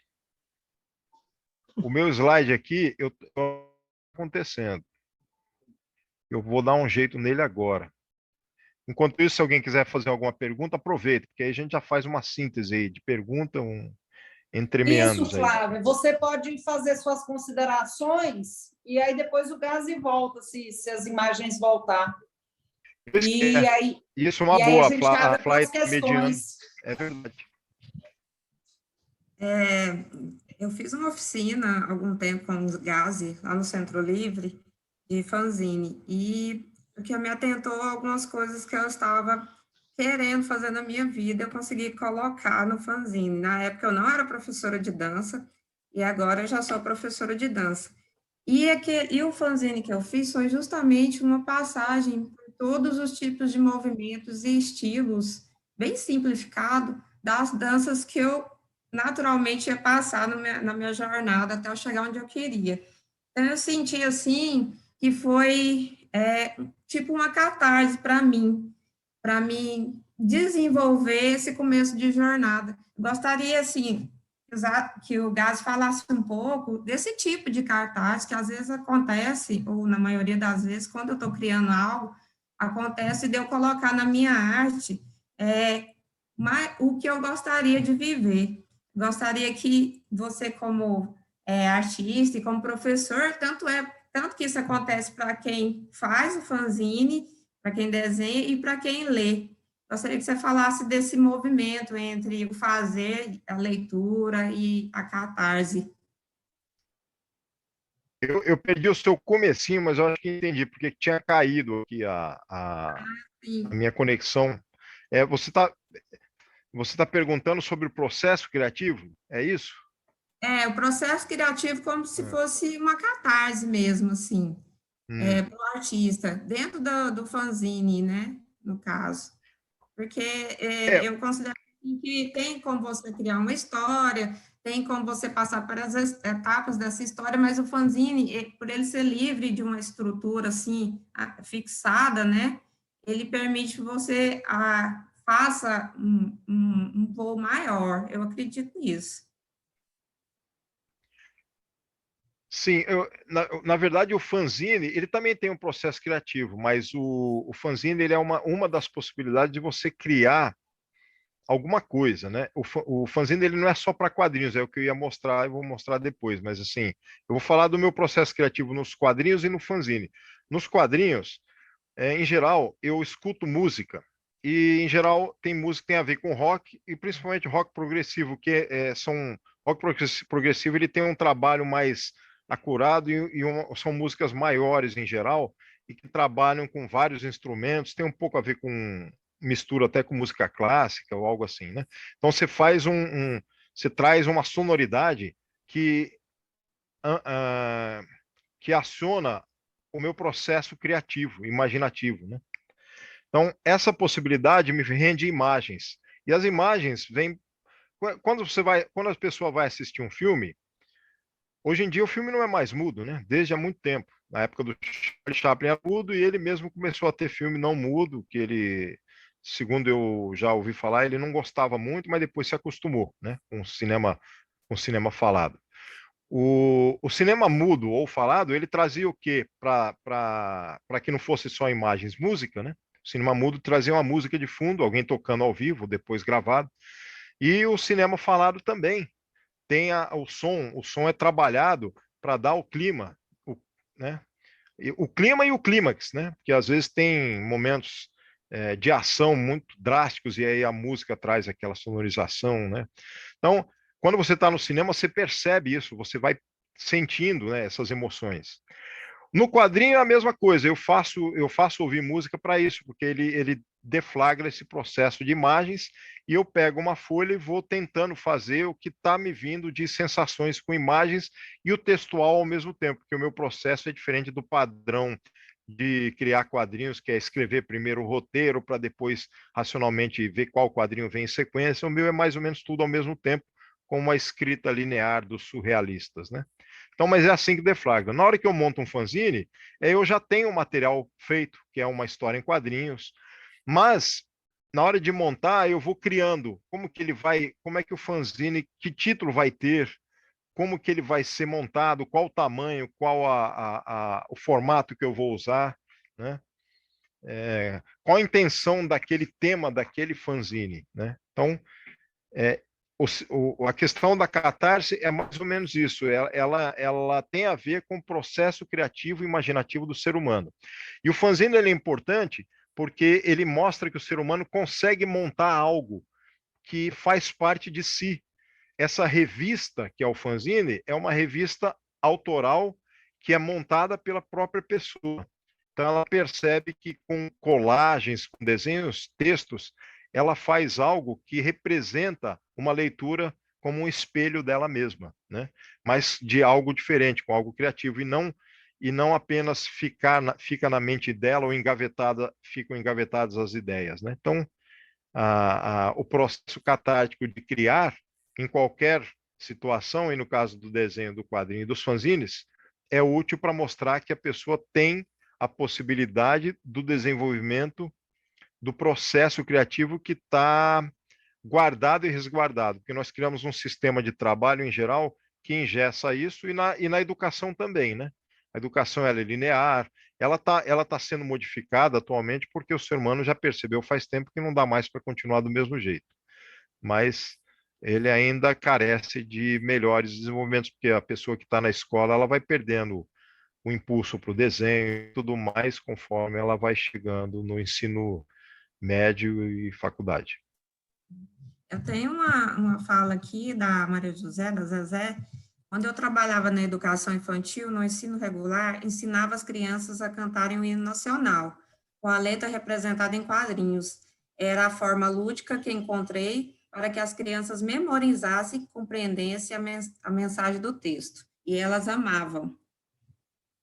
ela usava o hino nacional como base para elas criar quadrinhos e memorizar. Achei Não, legal. isso é bom, isso é bom. São maneiras de se trabalhar, sim. Tem muitas atualmente. E só complementando essa história da Zezé, é lembrar que a primeira leitura que a criança faz é da imagem, né, Gazi? E aí, quando você falou da questão dos jornais,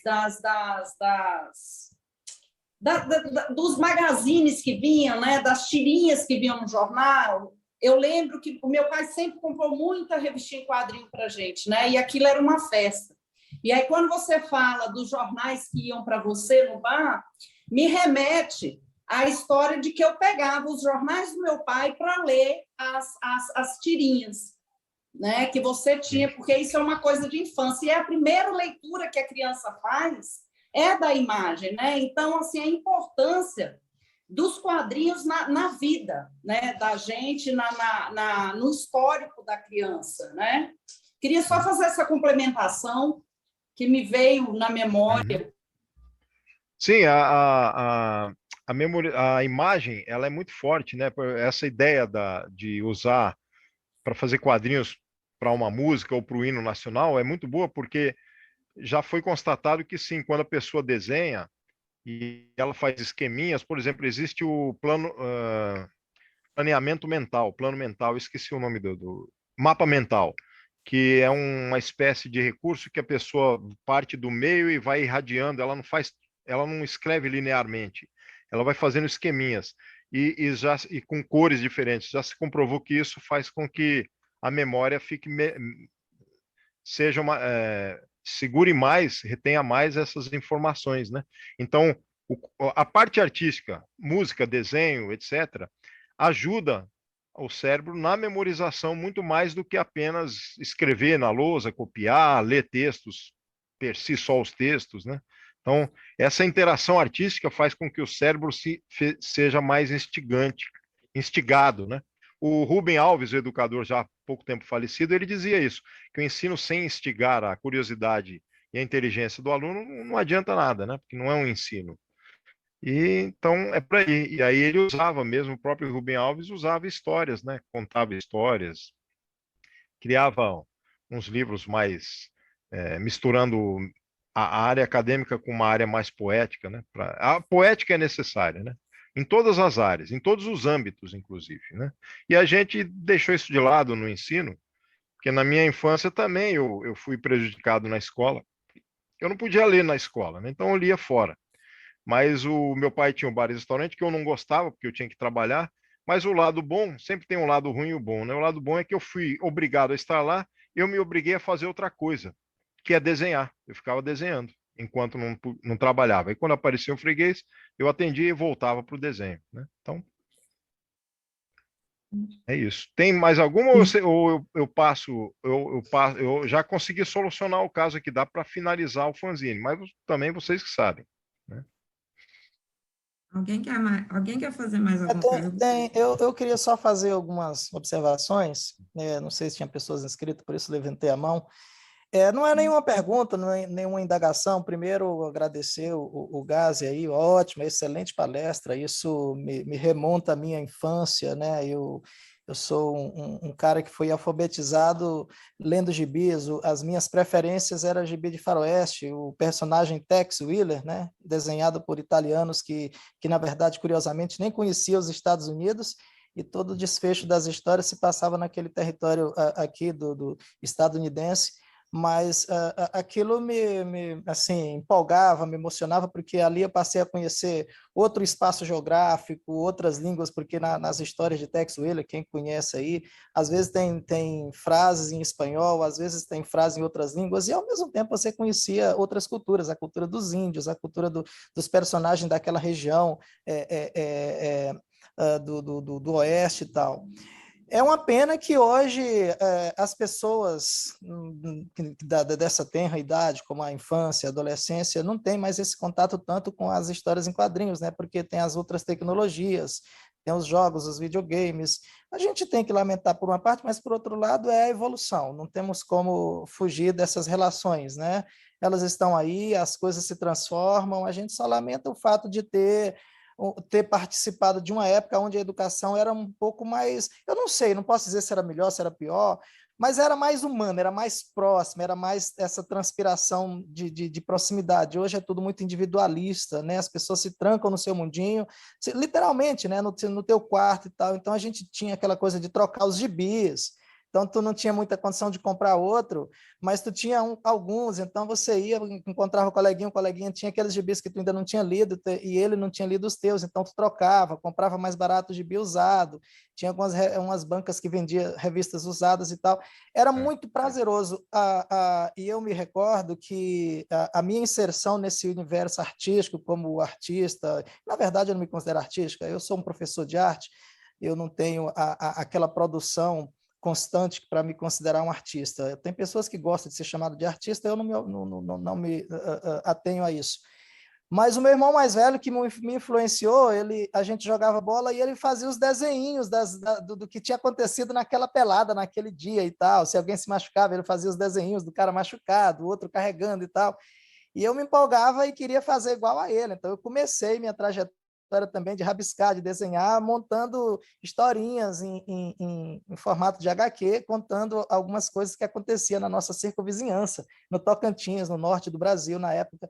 Então, assim, só um depoimento para falar da importância do HQ, do gibi na minha vida, de certa forma, a minha alfabetização, o letramento, de ler, de entender, a criatividade, o início da minha criatividade para trabalhar hoje no meio artístico, é da história em quadrinho, é do gibi e da literatura de cordel, que em outra oportunidade já comentei aqui para os colegas, que é um pouco também da minha verve criativa por ter vindo do seio nordestino, de mãe, de avós piauiense, de mãe baiana e tal. Então, assim, é gratificante, maravilhado e parabéns, professor, pela sua palestra aqui para a gente. Obrigado. O Faroeste é interessante, né? Porque os filmes famosos de Faroeste também são italianos, né? O pessoal da Europa gosta muito de trabalhar com pesquisa sobre os Estados Unidos, né? E fiquei curioso com essa questão do seu irmão quadrinizar jogos de futebol. Nunca tinha ouvido falar, mas foi bacana, né? Eu desenhava dinossauros e ele desenhava os jogos, né? Ou algumas ações dos jogos. Mas atualmente a garotada ainda gosta de mangá, viu? Então eles trabalham com essa questão da tecnologia, games, mangá, anime, eles ainda gostam muito. Então dá para trabalhar um pouco de cada coisa com esse ensino multidisciplinar e cheio de tecnologias variadas, né? Aí tem que usar um pouco de cada coisa, né? Para não ficar apenas no padrão. E a gente não pode lamentar que não seja mais como antes, como você falou, a tecnologia muda mesmo o nosso muda bastante a nossa relação, né, com ao redor, né? Quando eu comecei a dar aula de dança, eu comecei a desenhar minhas coreografias. Eu nunca tinha feito isso, eu sempre partia do princípio, assim, que a gente tinha que desenhar um personagem e tal. Mas aí eu comecei a desenhar minhas coreografias e eu achei bem interessante, porque me dava uma visão maior, antes mesmo de dançar, me dava uma visão maior do que eu faria dentro de sala de aula com os meninos. Aí eu achei bem interessante. Como eu vim do desenho, né, comecei a aplicar isso dentro da dança também. Olha, tá vendo? É interessante, é bacana. E você ainda desenha? Ou faz os Desenho, dois? desenho. Bom, Também dou aula dos dois agora dos dois também. também. Que bom. É. Alguém mais, gente? Então, Gás, eu acho que você pode continuar, né? Eu vou apressar, vou finalizar, vou apressar para vocês terem a noção final aqui do. Você apresenta, Gazi, e faz suas considerações finais, tá bom? Tá bom, tá bem. Eu fiz uma subdivisão aqui do PowerPoint para poder ele carregar melhor. Acho que é porque ele está muito carregado. E aí vocês vão me dizer se está aparecendo ou não.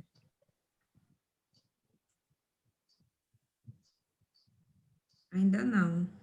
Mas parece que está querendo aparecer. Tem uma imagem que não tinha aparecido da outra vez, eu consegui pô-la agora. Agora ela aparece, que é uma foto com vários fanzines. Ela ocupa a tela inteira do Aí, agora PowerPoint. Chegou. apareceu. Acho que chegou. Então, essa era a primeira. Eu vou avançar, porque eu já tinha avançado aqui bastante, né? Então, agora nós vamos para os temas e tipos de fanzines, né?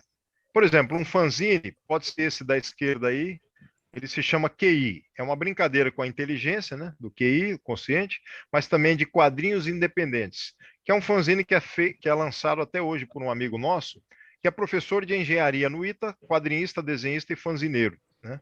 E ele lança esse QI para divulgar os fanzines que ele recebe do Brasil todo. E aí tem uma página interna que aí eu mostro o que ele faz. Esse fanzine, ele divulga fanzines, tem seção de cartas, tem seção de textos, tem alguns quadrinhos, né? E o da direita, o Barata, é um fanzine de quadrinhos, que não existe mais, mas que eu participei também, né? Então, histórias em quadrinhos de vários autores, né? O Ficção, aqui para vocês terem uma noção do primeiro fanzine brasileiro, é esse da direita. Ele tinha um formato de uma folha A4 e ele era impresso no mimeógrafo, né?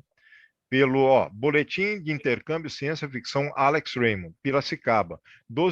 Não tem o dia, mas ele foi lançado no dia 12 de outubro de 1965. A partir de 2012, eu tive a ideia de configurar essa data como o Dia Nacional do Fanzine. Então, no dia 12 de outubro é Dia da Criança, Dia da Nossa Senhora, Dia Nacional da Leitura, Dia Nacional.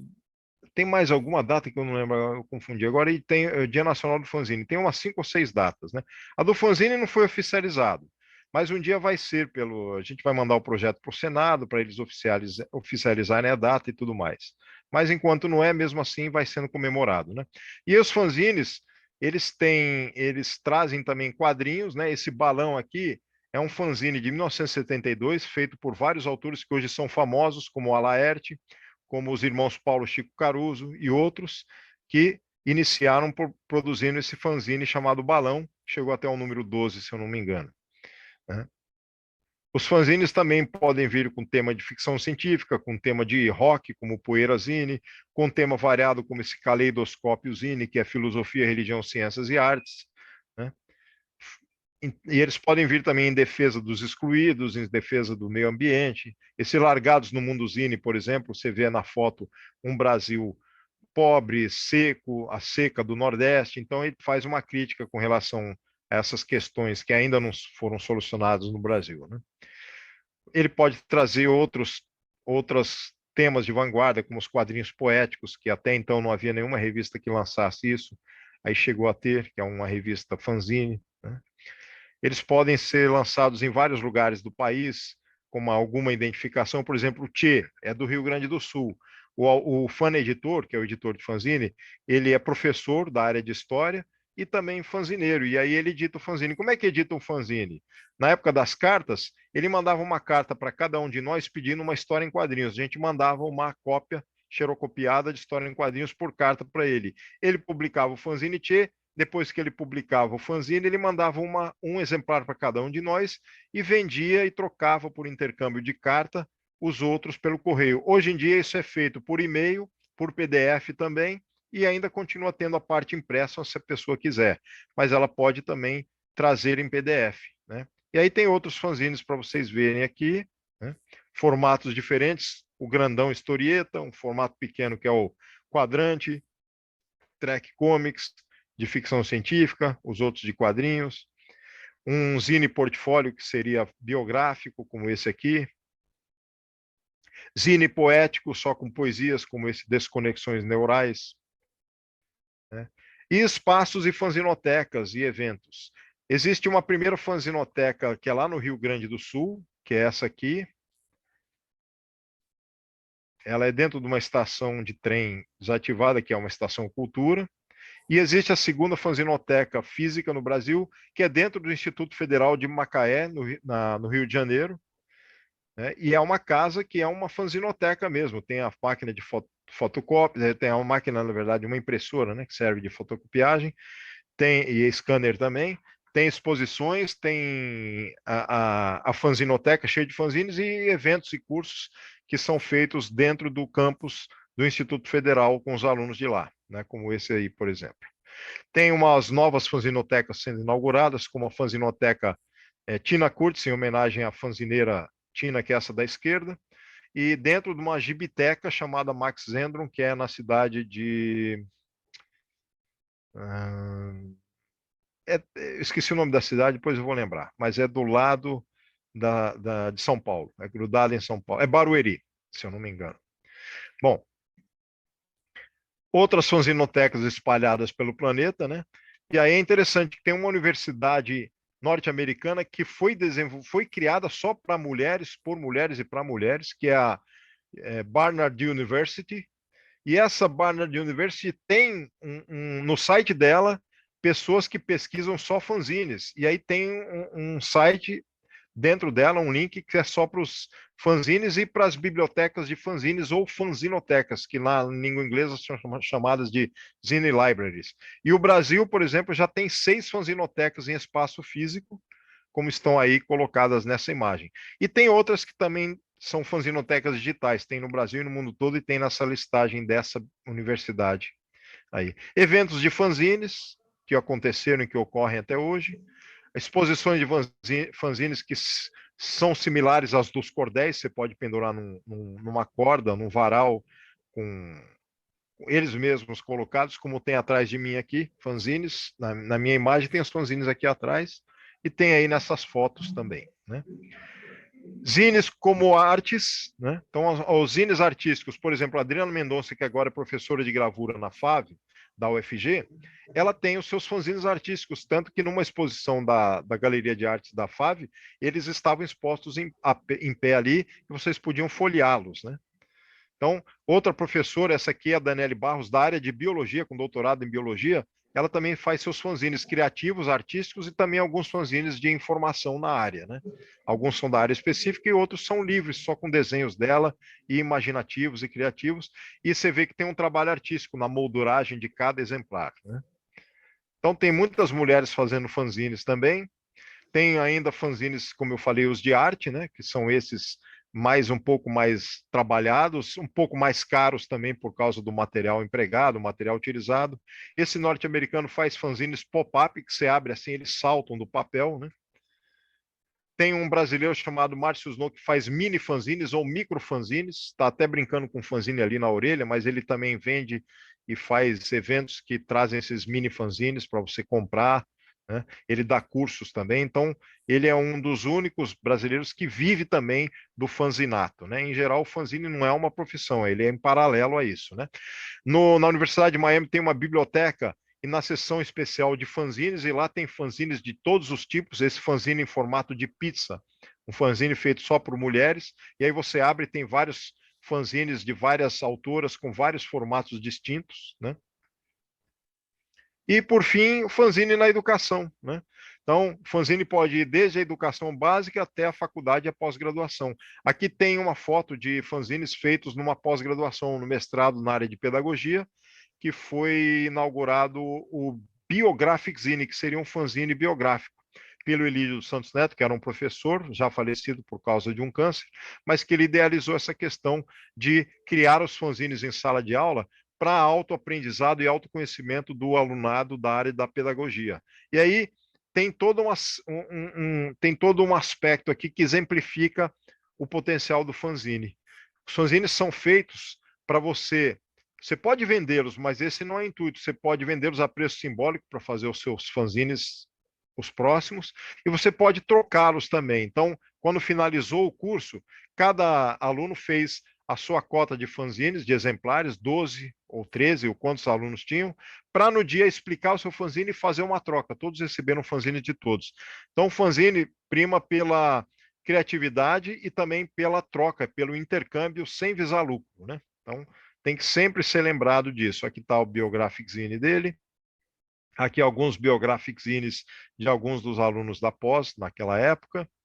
Aqui tem outros fanzines. Esse é o Gibiozine, mistura fanzine com gibi e biologia, porque ele foi idealizado por um professor de biologia da Federal de São Carlos e ele trabalha interdisciplinarmente com os alunos da licenciatura da faculdade, né, da universidade, né. Aqui tem um curso de fanzines que eu dei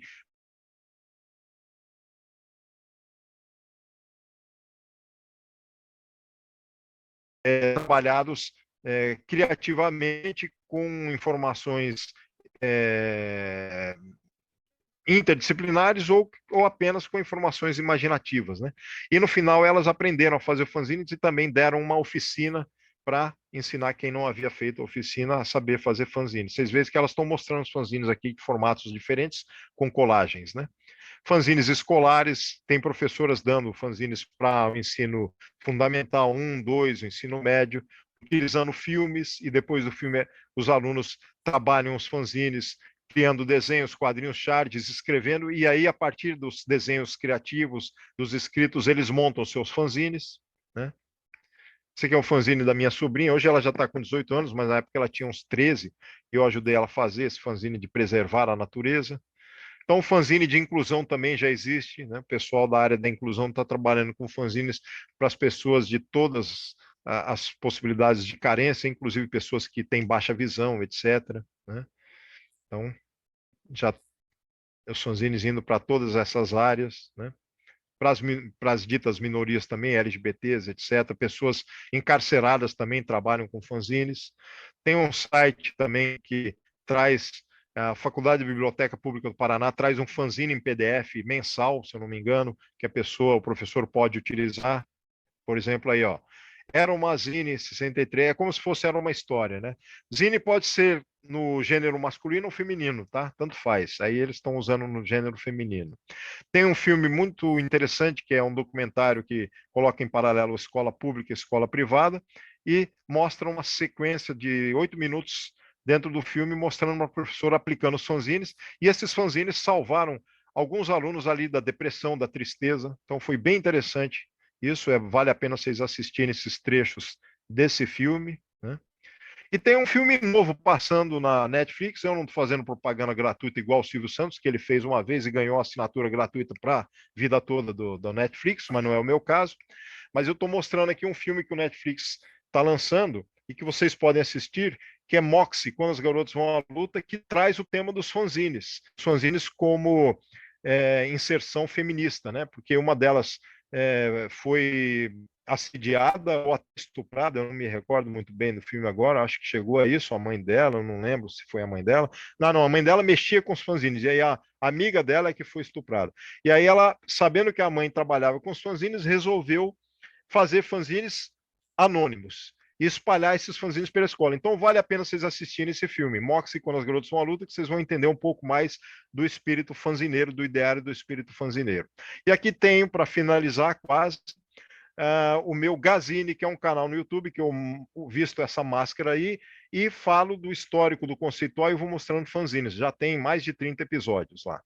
E alguns livros lançados, e muitos deles gratuitos, sobre fanzines. Esses zines no cárcere é gratuito, tem experiências de pessoas que trabalham ou trabalharam no ensino de fanzines em algumas prisões e também na antiga FEBEM, lá que tem outro nome, eu vou lembrar depois também, agora não lembro. Enfim, tem esse livro, tem um site chamado Marca de Fantasia, que disponibiliza vários livros gratuitos, e dentre eles tem aquele livro que eu mostrei, Zines no Cárcere, tem um livro que eu co-organizei com o Henrique Magalhães, e que foi lançado pela FAV, pela pós-graduação da FAV, da série de Desenredos, tem mais de 400 páginas e 14 artigos sobre fanzines, está gratuito. Tem outros livros, vocês vão entrar no site Marca de Fantasia, e lá vocês podem baixar a maior parte desses livros e ler, enfim, tomar mais conhecimento. Tem alguns outros livros aqui. Tem um livro gratuito também da Universidade do Estado de Minas Gerais, que traz uma experiência minha com os fanzines utilizados na EJA. Eu trabalhei os fanzines com os alunos da pedagogia da universidade e lá a gente aplicou em 2 escolas da EJA também, do ensino da educação para jovens e adultos, né? E aqui está o livro que eu falei agora há pouco, da UFG, vocês podem acessá-lo lá no site Marca de Fantasia. Eu tenho um blog também, que é o tesegase.blogspot, aí vocês podem encontrar muitas coisas lá, inclusive o link para os gazines, né? Aqui tem dentro do site Marca de Fantasia, tem meus fanzines também. Então, tem até um fanzine para vocês baixarem, que é o Minizine Fanzinar, e saber como é que monta fanzine. Esse Minizine Fanzinar, eu peguei o verbo fascinar e transpus para fanzinar e criei todas as conjugações do verbo fanzinar nesse Minizine aí, que vocês podem baixar e aprender como é que vocês dobram ele, fazem o corte num vídeo que tem linkado no próprio site do Marca de Fantasia. E aqui é a prática do fanzine, que eu não vou aplicar hoje, mas que tem a possibilidade de aprender como é que se aplica o fanzine em sala de aula e as possibilidades de 3 ou 4 tipos de fanzines ou de dobragens de fanzines, desde a folha de sulfite simples, normal, até ela dobrada ao meio e até ela dobrada em 8, uma folha só, dobrada em 8 quadrantes, como essa aqui. Eu finalizo aqui, né? Pronto. Grazi, nós queríamos te agradecer muito, tá? Pela boa vontade de vir nos mostrar esse universo. E, Flávia, eu vou passar a palavra para você, fazer suas considerações finais. Te agradecer também muito, viu? Nós estávamos com muita saudade de você. E depois você passa a palavra para a nossa diretora querida, Tete Mussi, ok? Muito obrigada pela participação de todos.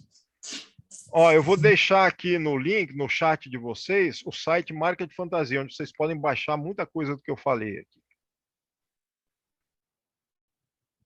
Agradecendo novamente ao Gazi pela presença, e eu fiz várias considerações aqui, mas o que eu vou falar para vocês é que o fanzine é um mundo de possibilidades, inclusive não só dentro da imagem, mas em outras linguagens também, e vocês, sabendo aproveitar essa informação, vocês estão livres para criar o que vocês quiserem. Eu já fiz uma oficina com Gazi algum tempo atrás, foi maravilhoso, e acho que depois você pode voltar, Gazi, para dar oficina prática para a gente. O ano que vem todo mundo retorna ao presencial, fica mais fácil, né? Com certeza nós vamos convidar. Aqui, esse aqui é um fanzine que eu fiz, aquele de 8 páginas, minizine. Eu fiz frente e verso, mas só, né? Então ele sai bem barato, ó. É só uma folha, né? E aqui é o fanzine tradicional, folha de sulfite dobrada ao meio. Aí você monta um fanzine, né? Que são os básicos, né? Aí tem outras variantes. Sim. Aí a gente vai poder aproveitar essa parte prática lá no Centro Livre, na nossa escola querida. Então, agradeço novamente, agradeço a todos que estão aqui assistindo a palestra. Para a gente que é do desenho, dos quadrinhos, é bem interessante a gente mostrar o que a gente faz, o que a gente vive também. E fica o meu abraço para vocês e para o Gazi também. Eu agradeço a Flávia, agradeço a todos também pela audição. Acho que foi um pouco mais longo que previsto, mas pelo menos vocês vão ter as informações aí maiores, né? Teve aquele corte também, aquela queda, o PowerPoint se rebelou, mas está tudo bem, né? Não, está tudo bem. Agora eu vou passar a palavra para a Tete, nossa diretora. Mas só fazer aqui uma brincadeira, se tratando de Andraus, é isso, né? Vários improvisos, né? É festa pura. Tem essa forma. Obrigada. Só eu tenho essa forma, o Gazi não tem, não. Eu tenho também, na faculdade, eles me chamavam de trash, porque eu pegava as artes e jogava, assim, era tudo jogado, né? Então isso é semelhante. Ei, Adriana, tem jeito não, Saíbe? Tem jeito não, Saíbe. Eu? Bom dia de novo, para quem eu não vi no iniciozinho. Vamos nos nossos agradecimentos básicos, né? Vou começar hoje pela produção, Letícia e Wagner. Nossos agradecimentos sempre pelo trabalho de vocês, pela dedicação e pelo carinho com que vocês fazem isso, né? Que a gente fica na internet, no WhatsApp o tempo todo com o palestrante. Então, produção, parabéns para vocês. Vocês estão arrasando sempre. Mônica Medeiros, que não está aqui agora porque ela estava no horário de aula da outra escola, então ela teve que sair, mas vou deixar registrado porque fica gravado. Nosso agradecimento pelo envio do vídeo, tão prontamente a Mônica nos atendeu para mostrar a sua arte, né, a beleza da sua arte, da interpretação. Flavinha, que está de férias prêmio, mas veio toda feliz, contente, por fazer a mediação do Gazi, que tem tão a ver com o mundo dela, né? A Flávia é do mangá, gente. Quando a gente fala assim, montou a oficina de mangá, na hora que você está terminando a frase, a oficina já está lotada. É impressionante a busca pela meninada, pelo mangá. Eu brinco que eu dou aula de desenho e pintura e eu falo que meus alunos são proibidos de fazer aula com a Flávia, porque eles estão fazendo desenho e pintura muito bem. Aí eles fazem uma aula de mangá, tchau, tia Tete. Só querem mangá na vida. Então, eu brinco que eu falo que eu proíbo eles. Não pode fazer aula com a tia Flávia. Tem que fazer primeiro comigo, aí depois pode ir para ela. Mas, enfim, Flávia, nossos agradecimentos a você, viu, querida, por você ter se disposto, mesmo nas suas férias prêmio, de mediar o nosso prosa Café e Arte. Nosso agradecimento agora especial e enorme ao Gazi por ter aceito o nosso convite. A gente sabe que esse modo online não é o nosso preferido, mas é o que temos para o momento. E nós já estamos assim, já tem 1 ano e 7 meses que o Prosa está online. Tem dado certo nesse formato também. Tem possibilitado a vinda de pessoas que não estão em Goiânia, como foi o caso hoje. Então, Gazi, nosso muito obrigado. Eu gostei demais, particularmente amo HQs. Sou apaixonada, meu marido ama também, aqui em casa todo mundo gosta, meu pai, quando pequeno, tinha coleção de gibi, depois a coleção se perdeu, mas enfim. Então, agradeço a presença de todos e espero que o ano que vem o nosso Prosa Café... Presencial. Cortou o microfone, Tete. Voltou? Voltou. Tete, só um detalhe. Na verdade, se não fosse a pandemia, eu estaria aí em Goiás, né? Por causa do pós-doutoramento. Por causa da pandemia, eu acabei ficando aqui. Mas eu, em novembro, agora vou estar. Agora, ano que vem, vai todo mundo voltar, eu vou estar para o Goiás, qualquer coisa, vai ser mais fácil. Vai ser bem mais fácil. E a agradecer ideia também... de vocês de terem palestra e um evento artístico como o inicial, assim, é uma boa, gostei. Um evento artístico junto. Sempre foi temos. A apresentação. Até nas nossas reuniões gerais, a gente sempre coloca um vídeo ou uma apresentação ao vivo, porque faz parte do nosso dia a dia, né? Quando a gente está no presencial, sempre tem também. E agradecer também ao psicopedagógico, eu vou agradecer a Rosa, na coordenação, por brilhantemente estar desenvolvendo esse projeto do Prosa Café e Arte. Vocês vão ver também que o Conexões Pedagógicas está daqui para o ano que vem. Tá bom, gente? Um beijo para todo mundo. Beijo, saudades, sua linda. Bom final de semana. Continue acompanhando lá no Instagram, o Goiânia da Minha Janela. A titia aqui está quase doida de tanto postar coisa. Ô, Tete, pode agradecer a Brima aqui por ter sugerido, tá? O Gazi. A Adriana que sugeriu. Então... Vamos agradecer a nossa amada coordenadora de música, Adriana Andral, pela sugestão. Nós amamos a sua sugestão. Adriana Andral, maravilhosa.